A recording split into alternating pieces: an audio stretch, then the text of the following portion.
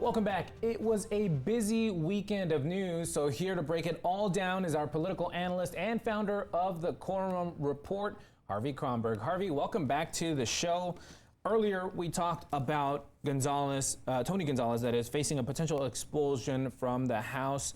Walk us through the politics of this, because Republicans have such a slim majority in Congress, and expelling a member there seems like a difficult thing to do when Democrats have swung so many of those difficult districts in special elections. The calculus is actually pretty difficult. You take him out, theoretically you'd have a special election, but we know the governor could postpone a special election for 10, 11 months. He's already done that recently. So the Sylvester Turner's old seat is now filled by Christian That was, I think, the longest vacant seat in congressional, or at least modern congressional history.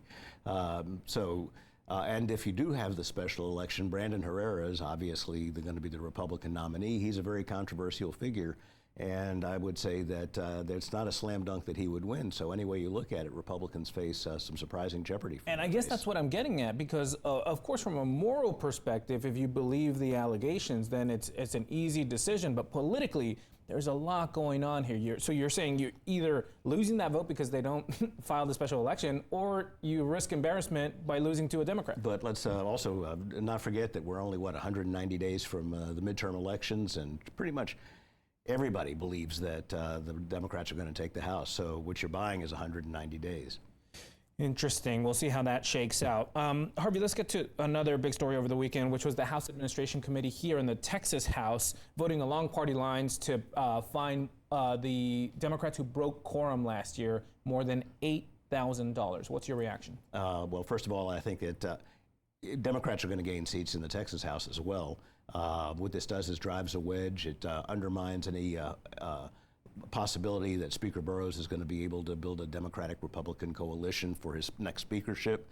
And we're going to have a bunch of new Democrats that are going to be, the old Democrats are going to be angry, the new Democrats are going to be even angrier, and this Texas legislature is usually, because we only meet for 140 days out of every 2 years, typically, it's a consensus-oriented model, and it just looks more and more difficult to create a consensus when you're fining people for actually essentially asserting their constitutional rights. What they say is representing their district, right? Well, let me ask you this, because some Democrats are saying they're not going to pay the fines. They don't believe it's a legal thing to do. So how is that going to affect them legally and in terms of their standing in the House? Well, frankly, it's just House rules. So I guess they could cut budgets, office budgets or some kind of thing in order to take it. But the courts have generally stayed out of legislative business. They don't interfere in House rules. So it seems to me there's not really much recourse. And then once again, if Speaker Burrows does decide to pursue this, he's lost any hope of having any kind of Democratic crossovers. Interesting. On Friday, there was another big story. THC advocates getting a win in court with a temporary restraining order on the new rules, which implemented bigger licensing fees and stopped them from selling smokable hemp. Obviously a big victory for them, temporary, but does this spell trouble for the state's new rules? It's hard to say.